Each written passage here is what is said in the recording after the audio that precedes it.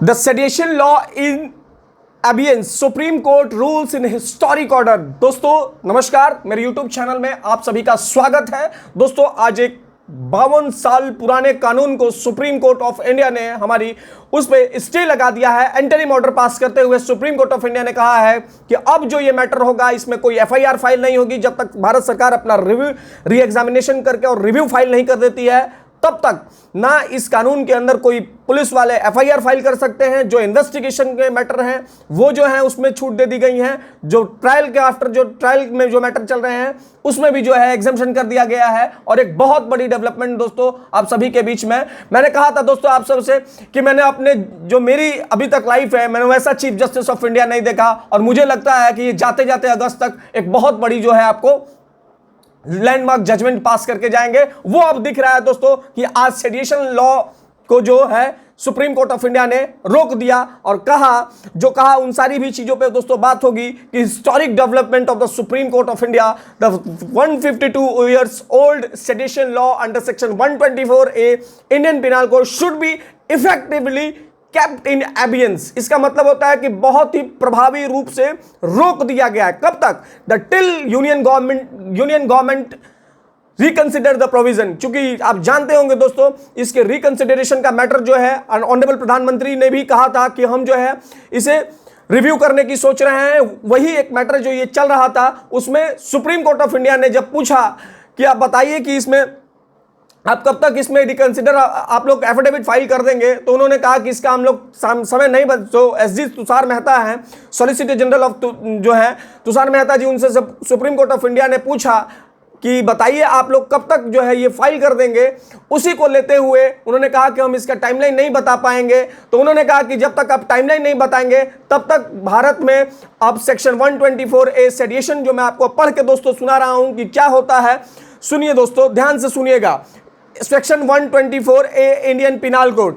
Whoever by words either spoken or written or by signs, by the visible representation or otherwise brings or attempts to bring into hatred or contempt or excite or attempts to excite disaffection towards the government established by the law shall be punished with the imprisonment of life and 3 years so and so। यानी कि इसमें दो शब्द हैं दोस्तों, ध्यान से आप सुनिएगा। हैटर और कंटेम्प्ट को लेकर के सुप्रीम कोर्ट ऑफ इंडिया ने कंसिडर करने के लिए जो भारत सरकार ने कहा था सुप्रीम कोर्ट ऑफ इंडिया में, तो उसी पे सुप्रीम कोर्ट ने कहा कि जब तक आप कंसिडर करेंगे तब तक जो है हम इस कानून को जो है एक एंटरिम ऑर्डर पास करके इस पे स्टे लगा देते हैं। दोस्तों स्टे का मतलब क्या होता है? स्टे का मतलब होता है दोस्तों कोई एफआईआर नहीं होगी इस कानून पर। जो भी ट्रायल हैं इसमें वो दोषी पाए गए हैं उन्हें ट्रायल से रोक दिया जाएगा। और जो स्टे का मतलब ये भी होता है दोस्तों कि पुलिस अब इस केस में एफआईआर नहीं कर पाएगी और जो भी रिलीव होना होगा वो तुरंत का तुरंत कोर्ट्स के द्वारा, लोअर कोर्ट्स के द्वारा दे दी जाएंगी। यानी का ब्रॉडली मतलब होता है दोस्तों स्टे का मतलब, लेकिन नटसेल में आप समझे कि एक तरह से पुलिस को एफआईआर करने से रोक दिया जाएगा। ट्रायल में जो लोगों को है उनको रोक दिया जाएगा। जो मैटर चल रहे हैं इन्वेस्टिगेशन में जो है मैटर चल रहे हैं उनको जो है रोक दिया जाएगा। और अब तक का सरकार का जो आप जानते होंगे स्टेट गवर्नमेंट सेंट्रल गवर्नमेंट को लेकर के बार बार सुप्रीम कोर्ट और सरकार के बीच में और राज्य सरकारों के बीच में एक टजल चल रहा था, जो बार बार सुप्रीम कोर्ट ऑफ इंडिया कह रही थी कि किसी को भी कुछ भी कहना होता है तो आप लोग सेक्शन 124A लगा करके उस पर राजद्रोह का कानून लगा करके उसको अंदर कर देते हैं। आज उसी राजद्रोह के कानून को दोस्तों सुप्रीम कोर्ट ऑफ इंडिया ने स्टे लगा दिया। मुझे लगता है कि भारत की आजादी के बाद एक बहुत बड़ा निर्णय honourable supreme court of India की तरफ से, जिसके बेंच में दोस्तों आप जानते होंगे कि इन एंटरिम ऑर्डर जो कोर्ट ने ऑर्डर पास किया, मैं वो आपको बता रहा हूं कि इन द एंटरिम ऑर्डर होता है दोस्तों कि अभी जो ऑर्डर दिए जा रहे हैं हाल फिलहाल में, ये फाइनल डिसीजन नहीं है दोस्तों। मैं आप सभी के बीच में ये बता देना चाहता हूं आप सभी को कि ये फाइनल ऑर्डर नहीं है, ये एक एंटरिम ऑर्डर पास किया गया है और स्टे कर दिया गया है। उसमें कहा गया कि urge the centre and state government to refrain, दोस्तों ध्यान से सुनिएगा जो मैं बात बोल रहा हूं, to refrain from the registering any FIRs under the said provision what is under reconsideration. यानी कि जब तक भारत सरकार इस मैटर पर रिकंसिडर करेगी, यानी कि जो आप जानते होंगे रिकंसिडर के लिए हमारे जो माननीय प्रधानमंत्री जी उन्होंने भी कहा था कि अब समय आ गया है जब सेक्शन 124A को रिकंसिडर करने का समय है। आप जानते होंगे दोस्तों कि सन 1962 में जो एक लैंडमार्क जजमेंट था जो honourable supreme court of India की तरफ से पास किया था, Kedarnath Singh versus union of India का जो जजमेंट था जिसमें कॉन्स्टिट्यूशनल डिक्लेयर किया गया था सेक्शन 124A को, उसी को लेकर के प्रधानमंत्री ने दिया था अपना एक बात, और उसी पे सरकार जो है रिव्यू करने के लिए बात जो है सुप्रीम कोर्ट में, तो उसी रिव्यू में ये जो बहस चल रही थी इसमें तुषार मेहता जैसे जब honourable supreme court of India ने पूछा कि आप बताइए कि आप कब तक टाइमलाइन ले रहे हैं, तो उन्होंने टाइमलाइन बताने से इनकार कर दिया। तब तक सुप्रीम कोर्ट ने इसमें कहा कि जितने भी अब FIR हैं तब तक हम लोग इस चीज के लिए जो है रेफरेंस, देखिए दोस्तों रेफरेंस जैसे शब्दों का इस्तेमाल honourable supreme court of India कर दी है और कहा है कि कोई FIR नहीं हो सकता है इन्वेस्टिगेशन। मैंने तो जैसा कि पूर्व में आपको बताया दोस्तों, इस जो बेंच तो ये कॉन्स्टिट्यूशन बेंच है जो chief justice NV Ramana sir उसको हेड कर रहे हैं, justice Suryakant sir, justice Hima Kohli, इन जो है ये लोग इस केस को सुनवाई कर रहे हैं जिसका हेडेड NV रमन्ना सर कर रहे हैं। अब जैसा कि मैं दोस्तों आप सभी को ये बताने जा रहा हूं कि किस तरीके से ये जो प्रोसेस ऑफ रिव्यू जो है भारत सरकार का दोस्तों, ये इसमें थोड़ा समय लगेगा। इसी को लेकर के ये बात जो है आज सुप्रीम कोर्ट ऑफ इंडिया ने इस पे स्टे लगा दिया। और सबसे बड़ी बात दोस्तों कि कोएर्सिव स्टेप नहीं लेंगे, यानी कि पुलिस गिरफ्तारी नहीं करेगी। आप लोग जान लें दोस्तों कि अब सेडिशन लॉज अगर कोई लगा भी देता है, उसको अंदर कर भी देता है, तो आप गिरफ्तार नहीं कर सकेंगे, क्योंकि सेक्शन 124 में आप FIR तो कर देंगे लेकिन गिरफ्तार नहीं कर सकते हैं। हाँ, एक बात और भी समझने की दोस्तों जरूरत है कि आपको सेक्शन 124 में एग्जम्पशन दी गई है। बाकी अगर आपको किसी चीज में दिया, जैसे कि UAPA कानून है, अनलॉफुल एक्टिविटीज में जो है, टेररिज्म एक्ट में अगर आप पकड़े गए हैं, मर्डर जैसे उसमें चूंकि क्लब करके आपको सेक्शंस लगाई जाती हैं, उसमें आपको एक में एग्जम्पशन दी गई है। उसी में जो सेडिशन में जो लोग हैं वो 13,000 लोग, आपको जान के दोस्तों ताजुब होगा कि 13,000 लोग जो अभी सेडिशन लॉ में जो है वो जेलों में बंद है। राज्य सरकारों की एक रिपोर्ट है और ये अपना रिपोर्ट जो है honourable supreme court of India में सेंट्रल गवर्नमेंट ने जब दिया तो इस पर कोर्ट ने कहा कि इस सेक्शन में अब कोई गिरफ्तारी नहीं होगी।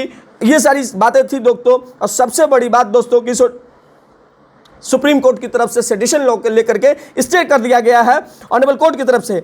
और जैसा कि मैंने आपको बताया कि देखिए दोस्तों, ऐसा नहीं है कि आज ये पहली बार हुआ है। हुआ क्या है दोस्तों कि पहले भी, जब आप जानते होंगे कि फर्स्ट कॉन्स्टिट्यूशन अमेंडमेंट एक्ट जो हुआ था नेहरू जी की सरकार के समय, तो सबसे पहले जो अमेंडमेंट सरकारें आती हैं, देखिए दोस्तों सरकारें आती हैं, हर सरकार जो, ये नहीं कहा जा सकता है कि कोई सरकार लोगों का मुंह बंद नहीं करना चाहती है। हर एक सरकार आती है तो वो किसी 4-5 आदमी को सजा देना चाहती है जो एक मास लेवल पे चला जाए कि अगर सरकार के आप इतना बोलेंगे तो इतने के बाद आपको सजा दे दी जाएगी। तो इसको ही लेकर के अगर आप देखेंगे फर्स्ट कॉन्स्टिट्यूशन अमेंडमेंट एक्ट, तो उसमें नेहरू जी की जब सरकार बैठा तो उस समय भी ऑर्डर्स पास किए गए थे। और उस समय पहला जो कॉन्स्टिट्यूशन अमेंडमेंट एक्ट, जब कॉन्स्टिट्यूशन में किसी चीज को स्थापित किया जाता है तो ये चीजें होती हैं दोस्तों, और वो इसमें की गई थी। ये कोई आज नया नहीं है, सारी सरकारें आती हैं लोगों का मुंह बंद करने के लिए ऐसा काम करती हैं। ये भी सरकार आई और सबसे बड़ी बात कि ये सरकार रिकंसीडर करने की कह रही है, उसी को लेकर के मामला जो है स्टे कर दिया गया सरकार की तरफ से। और दोस्तों सबसे बड़ी बात कि जब तक एक इन्होंने कहा कि रिवाइज ड्राफ्ट जो कब तक आएगा, तो ये इसी पर जैसा कि मैंने आपको बताया वो सारी चीजें थी दोस्तों। और देखिए केवल 124 है जो बंद है, उनको 124 का फायदा मिले, 124A का फायदा मिलेगा। बाकी और जैसे किसी और में होगा, जैसा कि मैंने पूर्व में आपको बताया, उन सारी चीजों में जो है दोस्तों आप दिया ही जाएगा। और बाकी जो कोर्ट ने कहा कि we hope and accept the sentence state government reference, जैसे मैंने आपको पढ़ के सुनाया कि जब तक आप इसका करते हैं तब तक हम इसको स्टे लगा देते हैं। रिकंसिडरेशन की बातें आई। बाकी दोस्तों जो भी इसमें और भी आगे डेवलपमेंट होगा मैं उसमें जरूर आपको बताऊंगा दोस्तों, मैं जरूर आपको बताऊंगा। लेकिन आज कोर्ट ने एक बहुत बड़ी बात दोस्तों कही, मैं जाते जाते आप सभी को यह बताना चाहूंगा। कोर्ट ने यह कहा, ऑनरेबल जो NV रमन्ना सर ने, उन्होंने कहा कि आज़ादी के 75 साल हो गए, हम लोग अमृत महोत्सव मना रहे हैं। ये जो कानून है हमारे फ्रीडम फाइटर्स को रोकने के लिए, बोलने के लिए अंग्रेज यूज करा करते थे, फिर आज ऐसे कानूनों की क्या मतलब है? तो फिर इसमें बहुत सारी डेवलपमेंट। लेकिन मैं ये बात आपको क्यों बता रहा हूं कि ये आज़ादी से पहले जो हमारे फ्रीडम फाइटर्स थे, बाल गंगाधर तिलक हो गए, गांधी जी हो गए, सरदार पटेल जी हो गए, इन लोगों को रोकने के लिए अंग्रेजों ने बनाया था। और इसी कानून को जो है रोकने का काम जो है एक तरीके का ये कहा जाए कि स्टे लगा दिया honourable supreme court of India ने। एक बहुत बड़ा और बहुत बड़ी डिसीजन है दोस्तों। हाँ, लेकिन ये डिसीजन इंटरिम ऑर्डर है दोस्तों, ये परमानेंट ऑर्डर नहीं है, ये सेटल लॉ नहीं अभी बना है। इस पे रिकंसिडरेशन होगा, मामला जब फिर कोर्ट में आएगा, ये जो मामला जब रिकंसिडर करके भारत सरकार अपना रिपोर्ट दे देगी तो फिर से इस पे सुनवाई जो है honourable supreme court of India देखेगी। बाकी दोस्तों आपको कैसा लगा मेरा ये जो बताया गया, देखते रहिए। आई होप मुझे लगा कि ये सब जानकारी आप लोग को देनी चाहिए। शेयर करें, सब्सक्राइब करें, लाइक करें। धन्यवाद दोस्तों, धन्यवाद।